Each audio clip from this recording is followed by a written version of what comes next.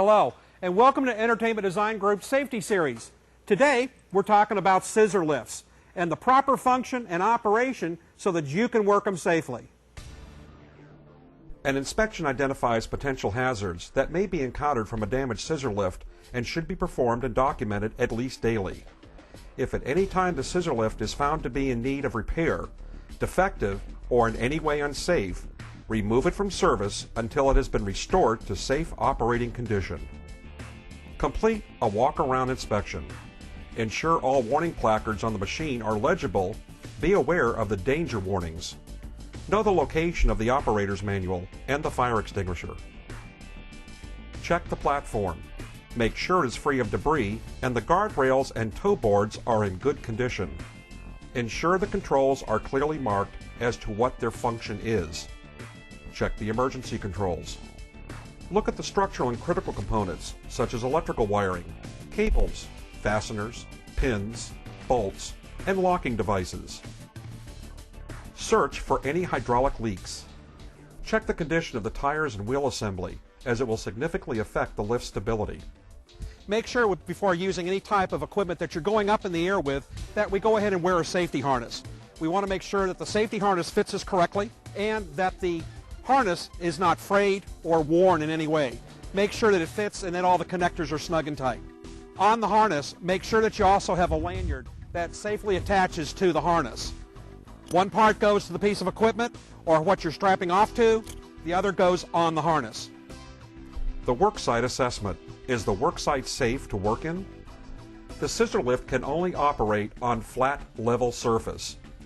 Take a walk around the worksite to familiarize yourself with the location and check for any potential hazards.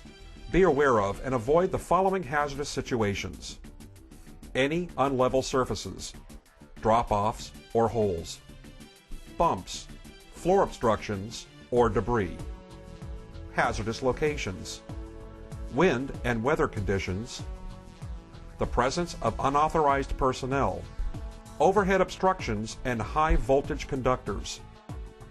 The function test. Is the unit safe functionally? Unplug the lift if the battery is on charge. Pull out the platform and ground red emergency stop buttons to the on position. Turn the key switch to ground control. Activate the up and down controls. When the platform lowers, the alarm should sound. Push the emergency stop switch while operating the controls to make sure that all functions stop.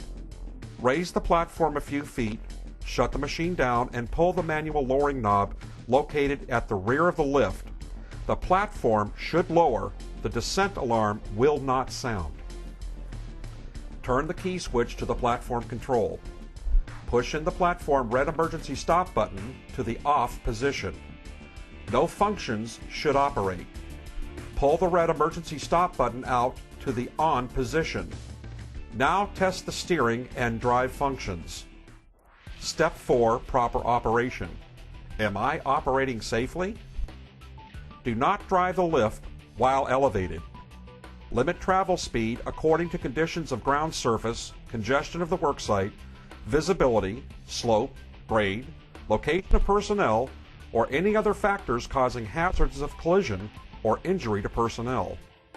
Maintain a safe distance from obstacles, debris, drop-offs, holes, depressions, ramps, and other possible hazards. Make sure all personnel maintain a firm footing on the platform floor while working from the platform. Have good communication amongst each other and wear the full body harness at all times. A hard hat needs to be worn when working with any overhead obstructions. Know the weight of all occupants, tools, and materials going up in the platform, and make sure the total load is within the machine's maximum safe operating load. Take care to prevent rope, electrical cords, and hoses from becoming entangled in the lift. If you are working with tools in the lift, tie them off with a rope or lanyard to prevent them from falling to the ground. Use special precautions when other equipment and/or vehicles are present. Warnings, such as but not limited to flags, roped-off areas, flashing lights, and barricades, shall be used. Do not use planks, ladders, or other device on the platform to achieve any additional height or reach. Guardrails are not to be used as a ladder. Do not use the lift as a crane. Proper shutdown. Is the unit in a safe place and shut down properly? When shutting down the lift, select a safe parking location on a firm, level surface, clear of obstruction and traffic. Safety chain. Apply the emergency stop, turn the key switch to the off position, and remove the key to secure from unauthorized use. Charge the lift after each use, and be sure to clean the lift's floor so it can be ready for the next person. So that should be a good review or education for you, the fundamentals of a scissor lift. Make sure that you practice working on a scissor lift as you should practice with all of the equipment here at EDG. And if you don't understand something, make sure that you get with someone that's certified that can go over the different pieces of equipment again with you. So until next time, let's keep focused and keep it safe here at EDG. Oh, and make sure to clip on and clip off. Till next time.